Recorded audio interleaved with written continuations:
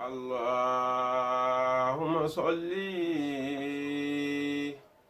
صل على محمد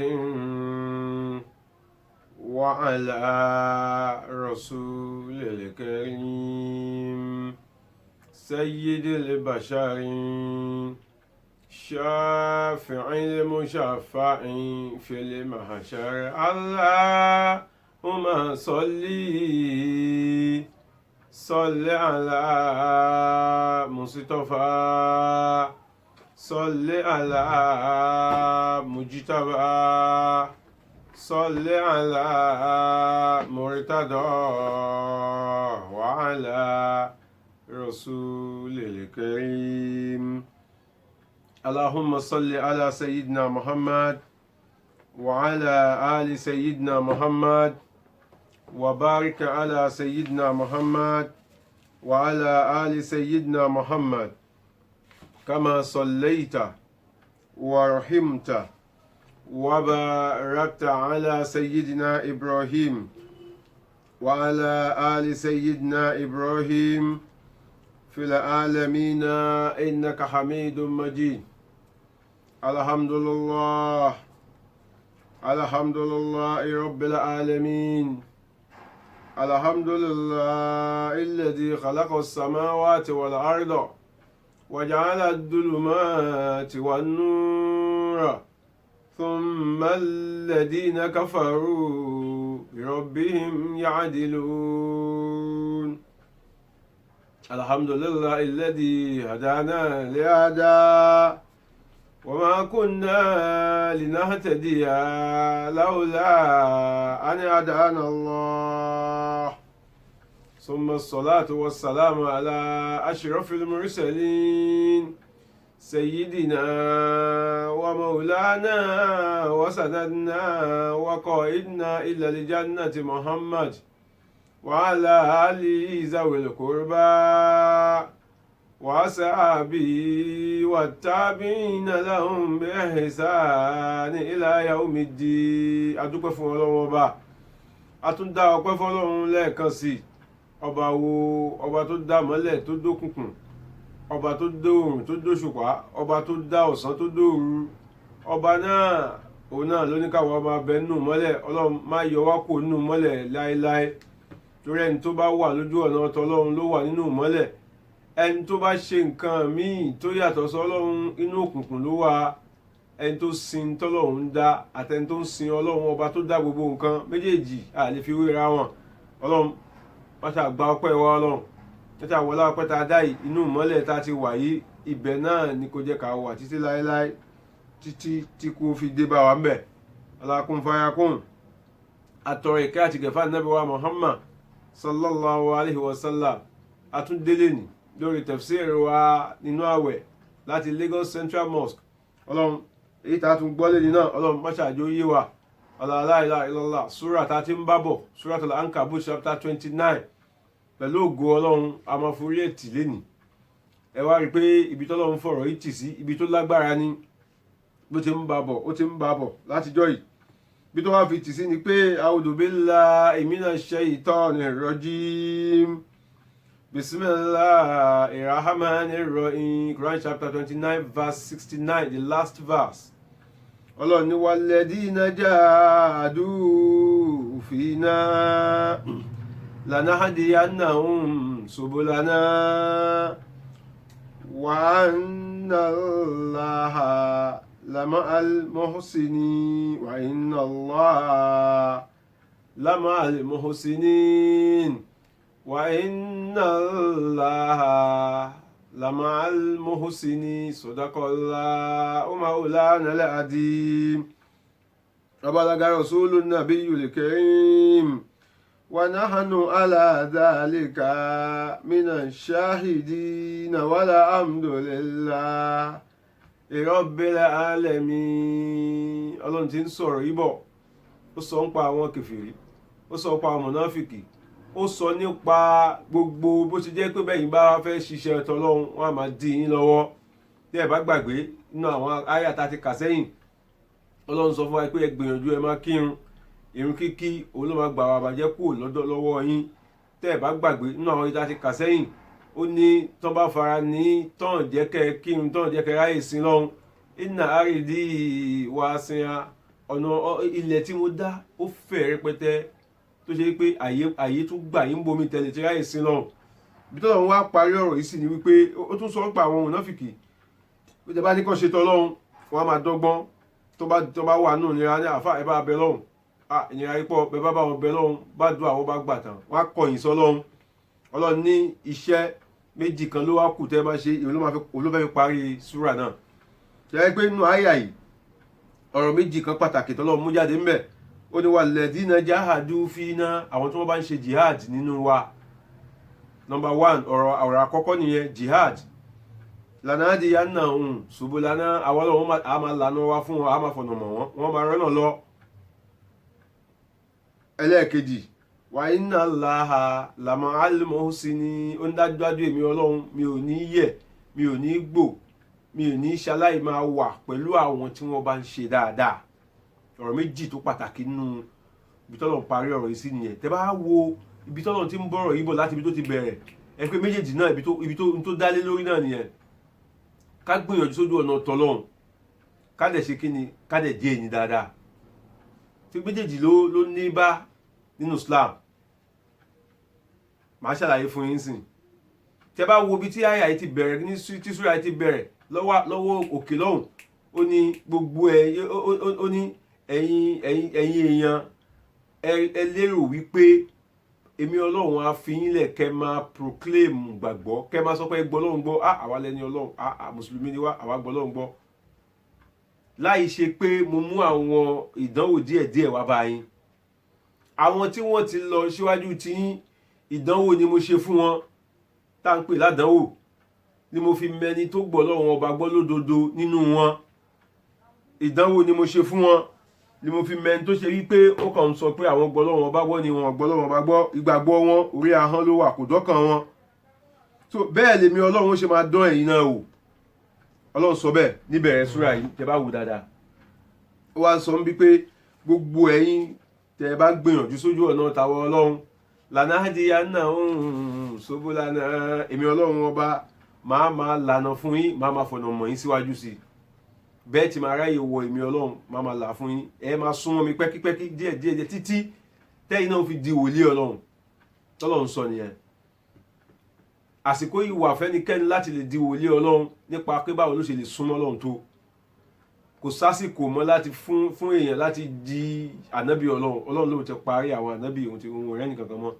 abẹ́ lè di wòlíì Ọlọ́run ẹ lè dòjíṣẹ́ Ọlọ́run iṣẹ́ Ọlọ́run là ń jẹ́ yìí sí òjíṣẹ́ Ọlọ́run làwọn náà òjíṣẹ́ tí mo wí kì í ṣe tààrà ànábì Ọlọ́run ẹ má ṣe mi gbọ́ o so ẹ lè gbéṣẹ́ Ọlọ́run dání kẹ́ ẹ máa jẹ ìyẹn là ń pè ní jihad ọ̀nà owó lẹ́ẹ̀ wá gbà jíṣẹ́ Ọlọ́run náà tí ó fi yanjú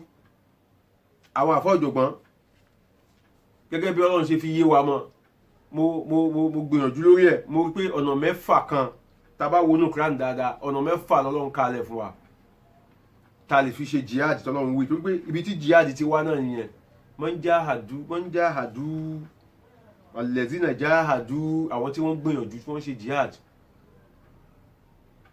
kí là ń pè ní jihad yìí ni ọ̀pọ̀lọpọ̀ àwa èèyàn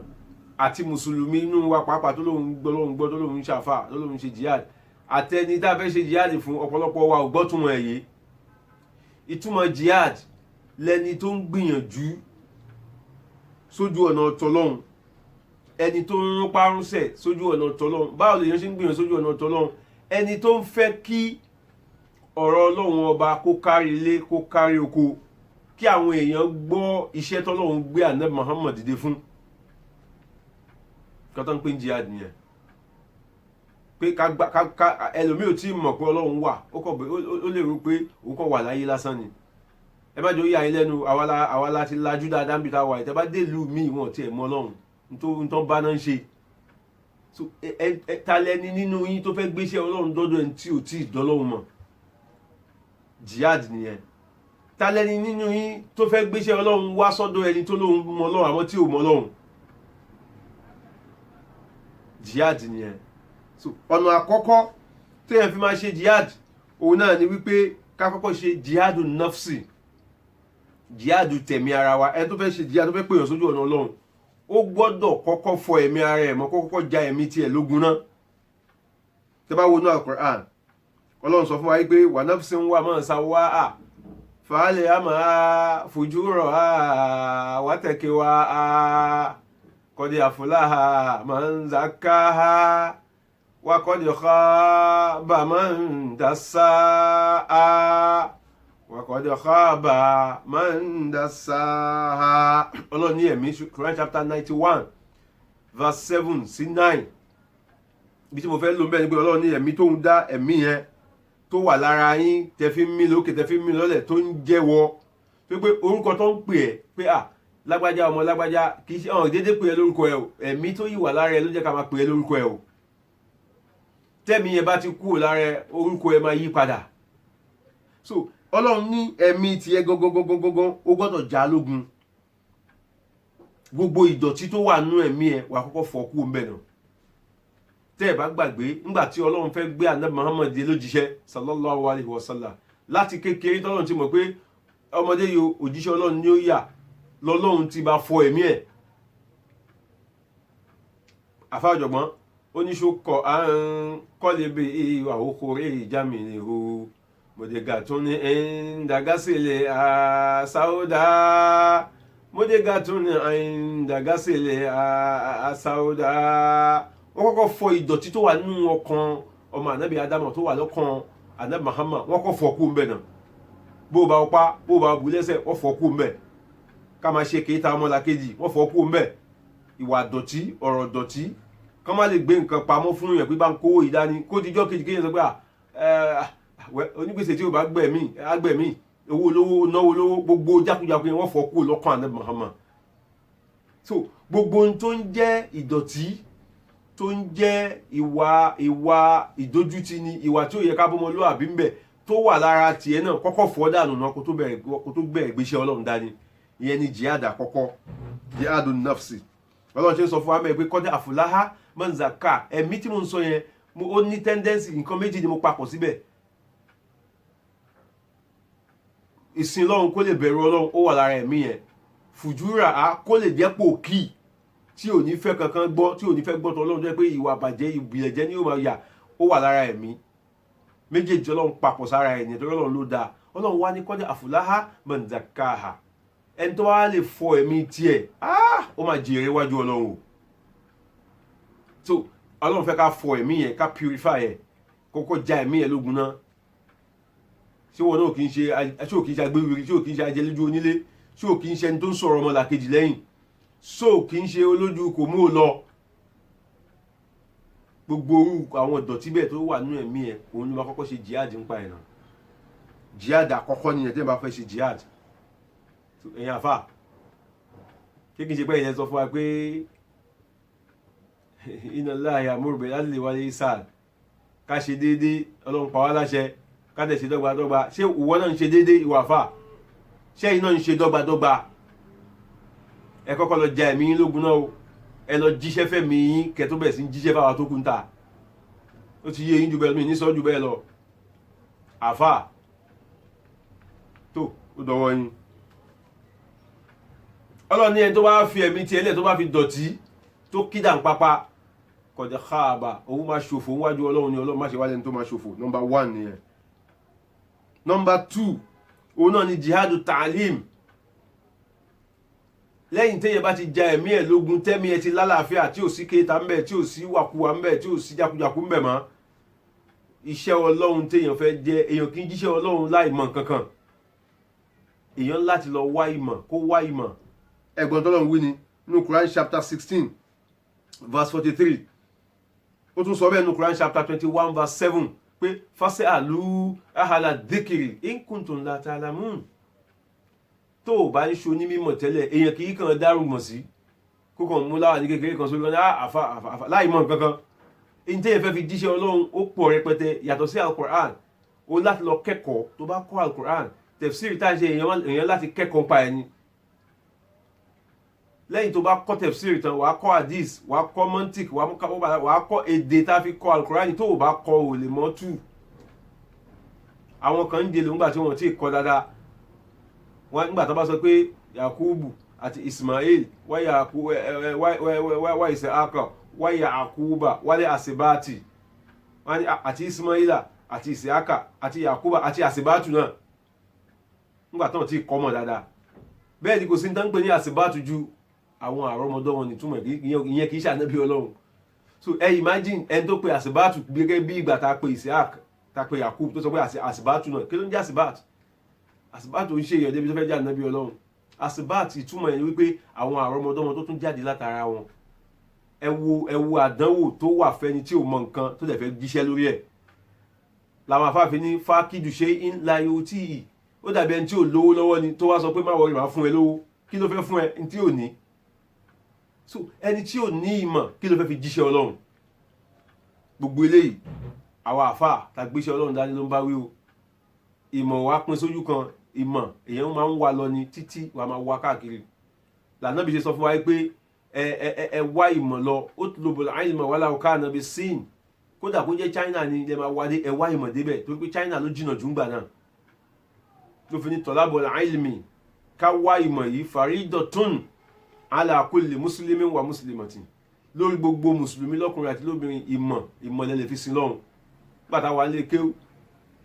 wọ́n ní kìnnì kan ẹni tí ò nímọ̀ tó wá ń sin lọ́run jahilan mutadallila, ẹ̀sìn àìmọ̀ kan bóyá Ọlọ́run lè gbà torí pé tí ò yẹ kó ṣe pẹ̀lẹ́sìn yẹn wàá ṣe pẹ̀lú ẹ̀. Ìwọ náà tó fẹ́ máa kírun pé ó fẹ́ káwọn èèyàn máa rí ẹ pé mùsùlùmí ni ó gbọ́dọ̀ lọ kọ́ báwo lọ ṣe ń ṣe é ni. Èèyàn kì í kan jíjọ́ kan kó lọ dárúgbọ̀n sí kó wá sọ rẹ̀ dàfà. Àdánwò tó dáyé sí ni ẹ̀ lẹ́fà máa rí àwọn afá ẹlòmíà máa sọ̀sọ̀ kú sọ ẹni tó pè é láàfà gan kò wá mọ̀ débi tó yẹ kó wá dé. So àkàn kì í gbé Kùránì ká sọ pé òkè èmi náà lẹ́bẹ̀ẹ́ tí mo ti dàfà àbí tó gbé ẹlòmíì nínú ilé wọn nínú gbogbo agbolé wọn òun nìkan náà ló mọ Fátíhà ká ló bá dàfà sí wọn lọ́rùn. Àfáà ò tí ì kọjá kó lead prayer torí Fátíhà lálàáfíà tó bá mọ̀ ká dáadáa o lè fi lead irun. So jihadu ta'lim ẹ gbọ́dọ̀ lọ wá ìmọ̀. Tẹ́ bá bi mí léèrè máa wá sọ fún yín pé ìmọ̀ tí ó wá ní ìdíra wá láyé yìí sìn láti lè fi ṣe jihad kì í ṣe ìmọ̀ pa alọ́lé kéwú nìkan o, kì í ṣe ìmọ̀ pa alọ́lé kéwú nìkan. Tó bá jẹ́ wípé láyé tá wà yìí sìn ìmọ̀ technology, ìmọ̀ economics, ìmọ̀ banking, ìmọ̀ law, ìmọ̀ gbogbo ẹ̀ lèèyàn lè fi gbáyé, ẹ̀yin náà lọ wà ó wà nínú tẹ́yìn náà máa fi ṣe jihad. Tó pé níjọ́ tí àwọn tí wọ́n fẹ́ ṣe ìjọba tó fẹ́ plan economy tó bá wà níbi tán jókòó sí tí ò bá sí mùsùlùmí tó gbàgbọ́ yé Islam tó náà kẹ́kọ̀ọ́ pa ẹ̀ tó lè jókòó sáàárín wọn, níjọ́ tó bá máa take decision tó máa ṣe àṣàrò tó máa mú àṣẹ míì wá tó máa kó bá Islam, tí ò bá sẹ́ni tó lè wà nínú wọn tó náà mọ̀ nípa Islam kò ní lè bring kò ní àní lẹ́nu ńbẹ̀, kò ní sẹ́ni tí ó bá wa dá sí gẹ́gẹ́ bí ìwòye ti ẹ̀sìn tiwa. Kì í ṣe pé kó ń tọ̀ ń débẹ̀ kó sọ pé Islam sọ pé ìmọ̀ Islam tó ti wà lára tiẹ̀ ni ó máa gáìdì ìmọ̀ míì táwọn tó kù ní tóun náà dẹ̀ nírú ẹ̀ tó bá wà láàrin wọn. So gbogbo ilé wọ̀nyí nígbà tá a bá sọ̀rọ̀ nípa òfin sìn ká bá máa rí mùsùlùmí kankan tó gbọ́ lọ́n gbọ́ tó wà ní tóun náà jẹ́ adájọ́ àbí tó jẹ́ amòfin, níjọ́ tí wọ́n bá máa dájọ́ tó máa against ẹ̀sìn wa kò ní sẹ́ni tó máa lè sọ pé no kò yẹ kó rí báyìí. So ìmọ̀ tọ́lọ́run sọ ni ìmọ̀ yẹn gan la lè fi jagun sójú ọ̀nà tọ́lọ́run, la lè fi ṣe jihad sójú ọ̀nà tọ́lọ́run. Ẹ rí pé ọ̀rọ̀ jihad tó wà lẹ́sìn kì í ṣe ọ̀rọ̀ pé a lọ gbébọn lọ́lọ́run sọ pé mi ti dárúkọ ẹ lọ jà látẹ̀kàn. So kò ọ̀rọ̀ jihad ò bá ìjà wá rárá tọ́. Tí wọ́n bá ná ìmọ̀ kẹ́yìn náà náwó pé no nǹkan báyìí ní tí wọ́n ná yẹn kẹ́yìn náà lè sọ ń pa ẹ̀. Nísìnyí àwọn kan ni wọ́n wá ìmọ̀ náà ní technology àlè lọ mọ́ṣáláṣí lọ ṣe wá sínú gbogbo wàhálà tó bá wa yín sìn. Tí ò bá jẹ́ àǹfààní àwọn kan tí wọ́n ti ní ìmọ̀ débi pé ká tanná síra wa lójú ká máa sọ̀rọ̀ sínú ẹ̀, lẹ́yìn tá a bá sọ̀rọ̀ sínú ẹ̀ tán àbí nígbà tá a tẹ̀ ń sọ lọ́wọ́ kẹ́ni tó wà nínú ilé ẹ̀ tí ó lè jáde kó lè máa gbọ́n tá à ń wí bí ìgbà tá a jọ jókòó síwájú ara wa tá a jọ ń sọ. Kó má jẹ́ pé kò nìkan pé bí ṣe ń sọ yìí tán bá tune sí channel mi lórí YouTube bí ṣe ń sọ yìí àwọn tó wà l'Amẹ́ríkà máa gbọ́ mi, àwọn tó wà ní Germany máa gbọ́ mi, wọ́n máa wò mí báyìí. Ìmọ̀ kan ló débẹ̀, àwọn kan ló ṣe wàhálà ìmọ̀ débẹ̀. so ẹ̀yin mùsùlùmí tẹ́yìn náà bá fẹ́ jagun sójú ọ̀nà tọ́lọ́run ọ̀nà tẹ́lẹ̀ fi jagun nìyí o kẹ́yìn náà lọ wá ìmọ̀ ẹ jẹ́ ká ti ẹ̀yẹ́ wò táwọn tó ṣe gbogbo kíní ìbá kakú ilẹ̀ pé ó kẹ́ àfẹ́ owó yín mọ́ àfẹ́ ta gbogbo àwọn kíní tẹkinọ́lọ́jì àfẹ́ ta fún mùsùlùmí mọ́ ẹ̀yin náà lọ ṣe ti yín ọ̀nà wo la fẹ́ gbé gbà ǹjẹ́ a rí mùsùlùmí tóun náà mọ̀ pa àwọn tẹkinọ́lọ́jì ìmọ̀ tọ́lọ́run sọ pé ara àmọ́ tí ànábì ní ká wá náà nìyẹn pé wà láwùká ànábì sí ò àṣà ànábì là ànábì ọlọ́run àṣẹ wòlíì ọlọ́run ni kódà kó jẹ́ China tẹ bá wòlíì ẹ̀dá dáńsìn ṣé kí la fẹ́ lọ kọ́ China ṣé kí la fẹ́ lọ kọ́ mẹ́ tẹkinọ́lọ́jì là lọ kọ́ mẹ́ àṣà ànábì ti sọ̀rọ̀ ẹ̀ tipẹ́ ẹ tó bá nílà káì ló lè ronú débẹ̀ lóòótọ́ China ló jìnnà jújọ́ náà àmọ́ ẹ tún wò ó lọ́nà bòmí pé China tá à ń sọ yìí ẹ pé tẹkinọ́lọ́jì là lọ kọ́ mẹ́ tẹ́ ẹ bá tún lọ bẹ̀ ń sìn so technology tẹ́ bá lọ kọ́ yẹn ìyá bá wá fi ṣe àǹfààní fún Islam lára ìmọ̀ tá a tún gbọ́dọ̀ kọ́ tó ń jà mùsùlùmí yà ń sìn ìmọ̀ medicine àti ìmọ̀ mass communication tá à ń pè àti journalism mi mo bẹ ṣe ń pè tó jọ mọ́ à ń report tí ò bá sí mùsùlùmí nínú àwọn tí wọ́n ń ṣe àwọn kinní wọ̀nyí ẹ pé ní lè ṣe jihad torí pé tó bá lọ tó bá bọ̀ tó bá gbé ẹ̀rọ móhùnmáwòrán wa tó bá sọ nǹkan tó máa against Islam kò ní sẹ́ni tó lè sọ pé no ọ̀rọ̀ rí bẹ́ẹ̀ nígbà tí ò sẹ́ni tó kọ́ńpà ẹ̀ ẹ̀yẹn wo kó tó di pé Al Jazeera dé ní tí BBC bá sọ fún wa lágbàgbọ́ wọ́n wá blackmail Islam lọ rẹpẹtẹ tó bá sọ̀rọ̀ pé ẹnìkan bá nǹkan kan jẹ́ wọ́n ṣe kíní kan mùsùlùmí ló máa sọ wọ́n ní sọ tẹlòmíì tí kì í ṣe mùsùlùmí nǹkan míì tó ṣẹlẹ̀ gan tí ò kàn Islam wọ́n á fi yí Islam lára àmọ́ nígbà tá Al Jazeera náà dìde táwọn Ikra náà dìde táwọn Islam náà dìde ní London Islam Channel ẹ pé ó ti yàtọ̀ ń sìn tí ò bá ṣe pé àwọn ọmọ tiwa náà tó jẹ́ mùsùlùmí lọ kọ́ ìmọ̀ yẹn ni ẹ rí pé inú wàhálà làbá wà up till now bóyá wọn àtẹ̀ ti ṣòfin pé téèyàn bá ti ní ìrùngbọ̀n sí kan máa kì mọ́lẹ̀ kan máa pa ni àbí tó bá dé fìlà àbówé láwà ni tí ò bá jẹ́ pé àwa náà láwọn èèyàn tí wọ́n ti lọ kọ́ ìmọ̀ nípa ìmọ̀ tá à ń sọ nìyẹn pé ìmọ̀ tá lè fi ṣe jihad nìyẹn ọ̀rọ̀ ìbọn kọ́ ọ̀rọ̀ bọ́ǹbù kọ́ ọ̀rọ̀ ogun kọ́ kò tí ì débẹ̀ ẹlẹ́ẹ̀kejì nìyẹn kò sásìkò fún mi ní o ọ̀rọ̀ pọ̀ tọ́lọ́run sọ fún wa ń pa àmọ́ táwọn afá sọ fún wa táwọn nẹ́bí náà sọ fún wa àmọ́jẹ́ kìí lọ sórí ẹlẹ́ẹ̀kẹta torí àlásìkò ẹlẹ́ẹ̀kẹta ni jihadu tabligh tẹ bá ń gbọ́ àwọn ọmọ ìyá wa kan wá láwọn tabligh jihad ẹyọ kan ṣoṣo lẹ mú dání nínú gbogbo jihad bíi mẹ́fà tó wà lẹ̀ jihad tabligh jihad téèyàn fi ń ṣe propagation téèyàn fi ń mú ọ̀rọ̀ Ọlọ́run dógóńgó téèyàn fi ń lọ sọ̀rọ̀ Ọlọ́run fáwọn táwọn tí ì gbọ́ a travel láti bí wọ́n lè lọ káàkiri gbogbo àgbáyé alhamdulillah Ọlọ́run máa fún yín ṣe o àmọ́ ẹ jẹ́ kí irinṣẹ́ tó tẹ máa ní ìdí ẹ jẹ́ ó pé o jihad tàkọ́kọ́ tí mo wí yẹn ẹjọ́ wà lára yín jihad ẹ̀kejì ẹjọ́ wà lára yín kẹ́ tó wá fi ti kẹta ikún ó tún ikú bí mẹ́ta ńlẹ̀ gbogbo ẹ gbọ́dọ̀ pé sí yín lára kẹ́ tó lè sọ pé ẹ lọ ṣe jihad kí láǹfààní pé èèyàn wọ ṣòkòtò tí ò balẹ̀ èèyàn wé láwàní àbẹ́ èèyàn nírùngbọ̀n ó wá ṣe carpentry fine iṣẹ́ tọ́lọ̀ ní kò yàn láàyò ni àbó wá ṣe tailoring àbó ń ṣiṣẹ́ mi ká wá gbéṣẹ́ fún kẹ́rù tún máa bà wá pé ẹni tá gbéṣẹ́ fún yìí ẹ má ti kó gbowó fún ẹ bá kó gbowó fún á gbowó yín lọ kò ní ṣiṣẹ́ yín mọ́ o ẹni tó bá ti jẹ́ mùsùlùmí tó ti ní identity Islam gbogbo iṣẹ́ kíṣẹ́ tó bá ń ṣe àbíbikíbi tó bá wà tó bá fẹ́ dà nǹkan pọ̀ pẹ̀lú ẹ̀ ó yẹ kí ọkàn àwọn èèyàn máa balẹ̀ látara pé mùsùlùmí lélẹ́yìí kò sí ẹ san gbowó fún tán àsìkò tẹ́bájọ àdéhùn tẹ́bájọ ṣe kò ní yẹ torí pé mùsùlùmí ni jihad nafsu ti wà ń bẹ̀ yẹn nìyẹn so ìyẹn tí àwọn ọ̀jọ̀gbọ́n wá sọ fún wa wọ́n wá pín sí méjì pé jihad ta fi ń polongo ẹ̀sìn ọ̀nà méjì ló pín sí jihad tabligh shafawiyan kana aw khuluqiyan aw tamsiliyan tàkọ́kọ́ ní ìta máa fẹnu sọ pé ẹ bẹ̀rù Ọlọ́run ò fẹ́ ìtẹ́ ń ṣe yìí ẹ ṣe báyìí ẹ ṣe gbà ẹ ṣàwò eléyìí tẹ́ sọ yìí eléyìí tẹ́ ń ṣe yìí kò dáa tó tẹ́ bá lọ wò ó ẹ pé Ọlọ́run sọ ohun tó jọ bẹ́ẹ̀ fún wa nínú Al-Qur'an pàtó Ọlọ́run sọ fún wa wípé yá ayyuha alladhina amanu yá ayyuha rasul ìwà Nabi Muhammad balligh ma unzila min rabbika èyí tí Ọlọ́run ọba ẹ sọ kalẹ̀ tó gbélé ẹ lọ́wọ́ tá ń pè ní Al-Qur'an kò ní kó gbé sí dẹ́ kó gbé dání kó máa wò ó lé o balligh reach out lọ sọ́dọ̀ àwọn tí wọ́n ti gbọ́ kó lọ jíṣẹ́ fún wọn àwọn tó yìí sùn òṣà lọ sọ́dọ̀ wọn kó lọ jíṣẹ́ fún wọn àwọn tí wọ́n yìí ń sin oòrùn lọ sọ́dọ̀ wọn kó lọ jíṣẹ́ fún wọn, àwọn tí wọ́n yìí ń sin omi lọ sọ́dọ̀ wọn kó lọ jíṣẹ́ fún wọn, àwọn tí wọ́n yìí ń sin òkè lọ sọ́dọ̀ wọn kó lọ jíṣẹ́ fún wọn. Ànábì ti wá lọ, ìyẹn ló fi kan àwa. Bàbá wa Sheikh Habibullah Adam Abdullah Al-Aluri, Ọlọ́run mọ́ṣàbá lọ́rẹ̀ mi wọn bí kíbi tán bá wà. Ẹ wo iṣẹ́ tí wọ́n ń jẹ fún wa, ẹ wo oríṣiríṣi àwọn àìmọ̀ kan táwọn èèyàn ti fi kó wa wọnú inú odò lọ tó ń fà wá jáde padà. Ìmọ̀ ló ń jẹ́ bẹ́ẹ̀ o, téèyàn ò bá nímọ̀ kò lè jagun ẹ̀sìn yìí o. Ẹ wá mú nígbà ìmọ̀ yẹn lẹ máa fi máa lọ sọ fáwọn èèyàn pé bó ṣe rí ni kò rí báwọn kan ṣe sọ, ẹ má tàbùkù fún Islam, ẹ má fi àbùkù rẹ́dẹ̀rẹ́dẹ̀ ra Islam lára. Islam ò wí bẹ́ẹ̀.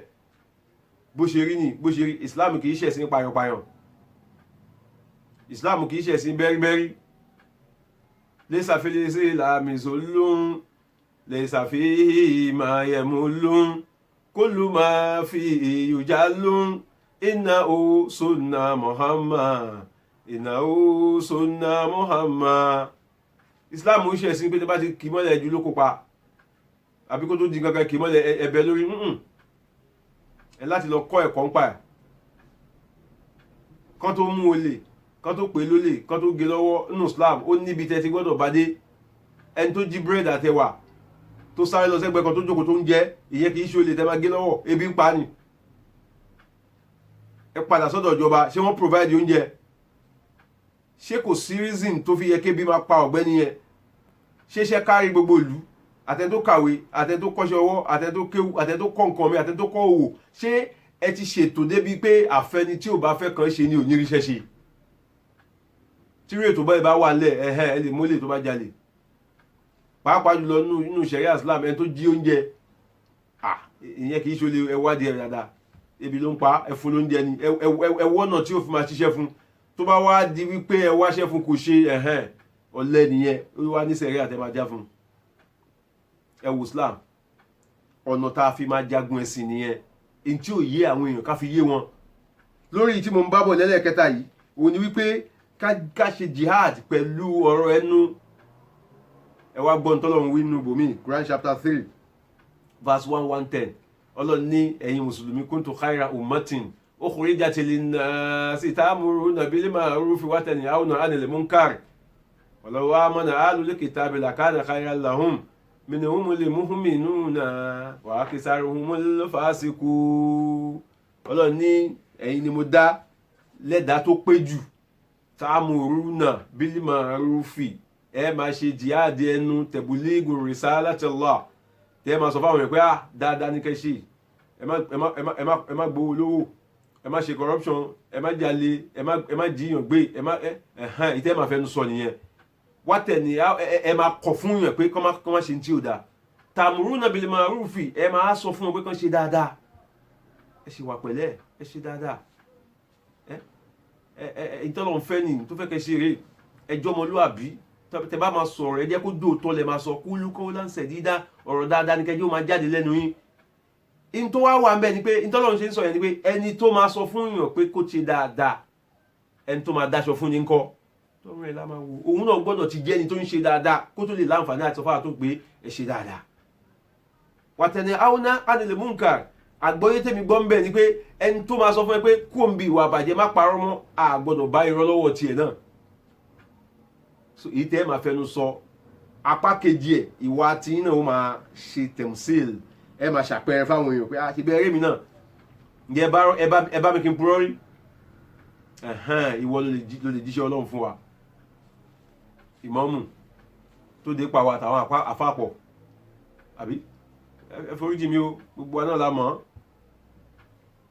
dọ́wọ́ ẹnìkankan wa kó ní ká kó máa lọ túnbi tó bá kù sí ṣe. Ọ̀nà tẹ́lẹ̀ fi jíṣẹ́ Ọlọ́run nìyẹn, káwọn èèyàn rí yín kan rí dísẹ́ǹsì lára yín pé ọmọlúwàbí lélẹ̀, tó bá wà lọ́wọ́ àbọ̀kọ́ ókè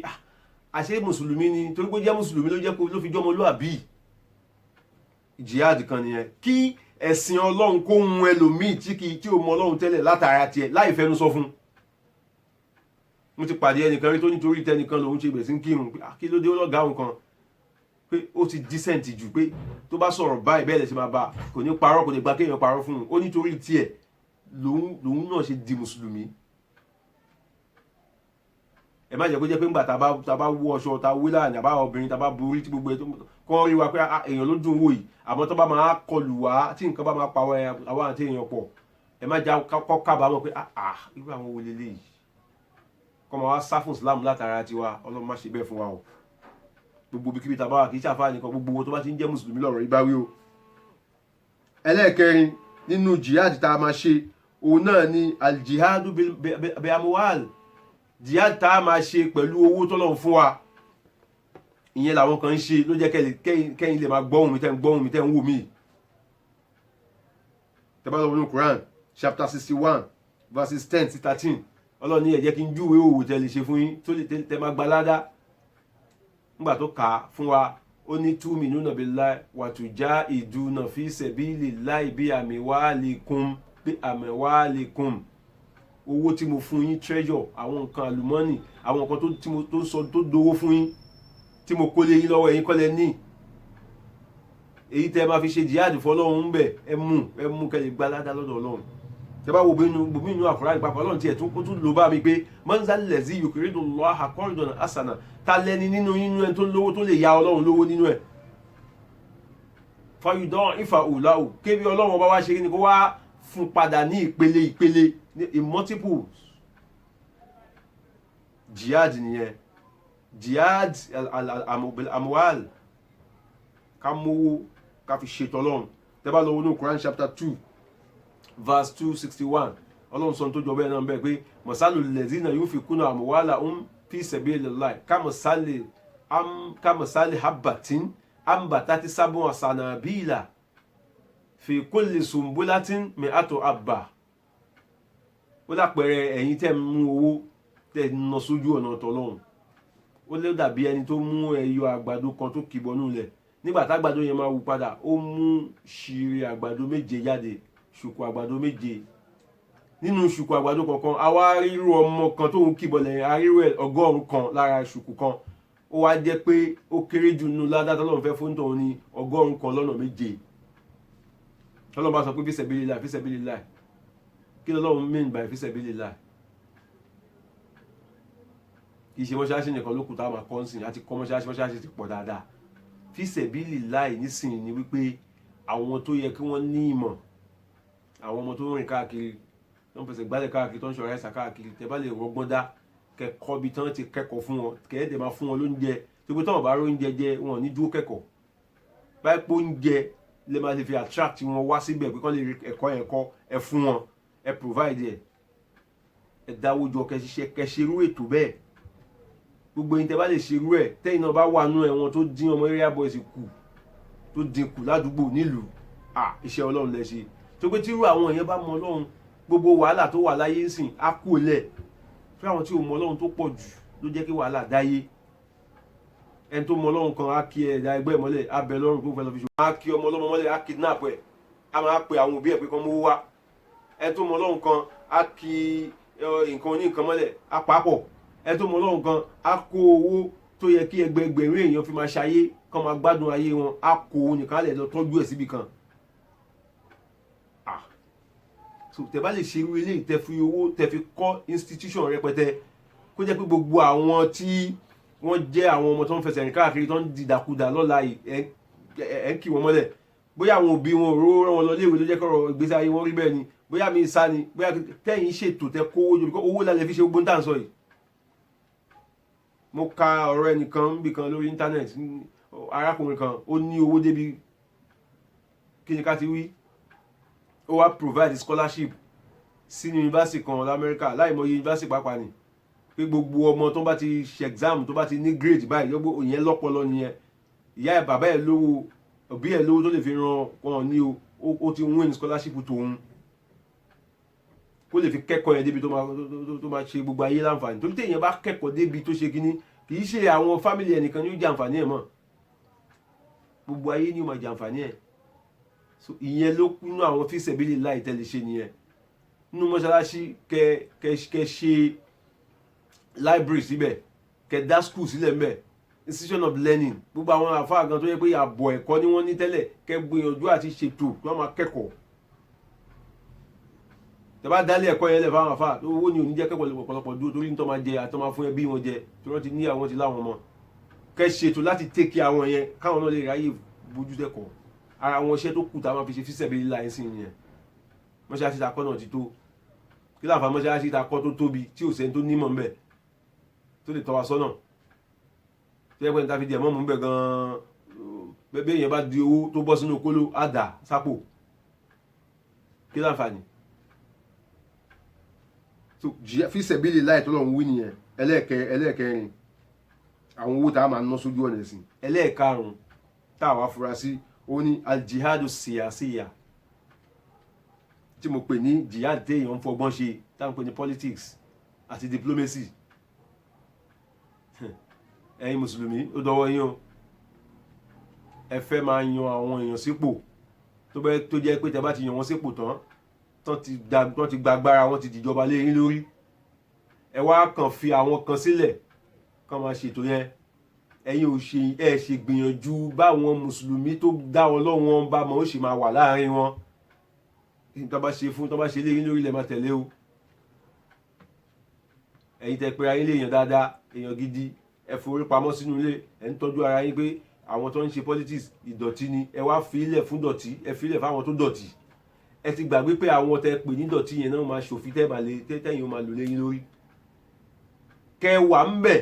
kẹjọ ṣòfin ṣóun ló rọ̀ yín lọ́rùn ni àbí kán ṣòfin yẹn léyìn lórí tán kẹ bá wá jà kẹ sọ pé human right ẹ lọ gbé yẹ̀wò wàbùtẹ́gì fíìmà àtàkà lọ udara lẹ akhirah wàlá tansa nasibaka mina duniya wàásìn kama ahsana Allahu ilayka wàlá tabghil fasada fil ardi inna Allaha la yuhibbul mufsidin. Quran chapter 28 verse 77 ẹ lọ wò lóòótọ́ Ọlọ́run ní ẹ máa wá abẹ́ṣẹ́ máa rí ìjọba Ọlọ́run wọ̀ àmọ́ ẹ gbọ́dọ̀ gbàgbé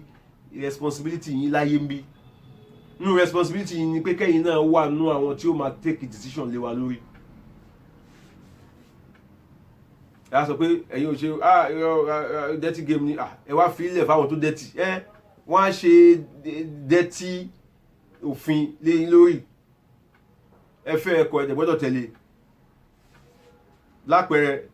COVID-19 ló dé tàǹsì tọ́lá gbọ́dọ̀ jáde àgbọ̀dọ̀ lọ mọ́ṣáláṣí ta ló tó bẹ̀ tó gbé gbogbo wa náà mọ̀ yí pé nǹkan tó tọ́ náà ṣe fún wa njọ́ tó bá yẹ pé kì í ṣe àwọn tó mọ Ọlọ́run àbí nǹkan kan tó mọ Islam àbí tó wà ń bẹ̀ tó bá jáde njọ́ kan náà tó ṣòfin míì tí ò ní bá ara bọ́ ṣe máa ní ká jókòó lé nìyẹn tàbá tẹ̀fẹ̀ fagídí jáde wọ́n á kó bọ́n tiwa nígbà tá a bá ti láwọn èèyàn gidi mbẹ̀. So nǹkan tí mo ń sọ ni wípé tẹ́yìn náà bá fẹ́ jagun ẹ̀sìn ẹ̀yin náà partake nínú tí wọ́n fi ń ṣèjọba tó bá yẹ kí politics ni yastic ni ọ̀nà tó ń gbà dókè tó fi ń jẹ́jọba ẹ̀yin náà wà nú ẹ̀ bẹ̀rẹ̀ láti àtàdúgbò yín ìtò tí ẹ dájú ní pé kán bá ń wá èèyàn tó fẹ́ fi ṣe kánsẹ́lọ̀ ládùúgbò kán ní ẹ má wulẹ̀ dára yín láàmú tẹ bá ń wó lóòótọ́ ẹni iṣó mọ́ṣáláṣí ní tó dájú tó yẹ wá nìyẹn tẹ bá ń wá ẹni tí ò ní dára yín láàmú tó yẹ pé bówó yín bá ṣe wà náà bẹ bá ṣe ní kán tọ́jú ẹ̀ lọ́ ṣe máa tọ́jú ẹ̀ mọ́ṣáláṣí ló yẹ kán máa bọ̀ tó pé ó yẹ kán mọ̀ pé olóòótọ́ ẹni tó bá ti ń kírun mọ́ṣáláṣí tó wà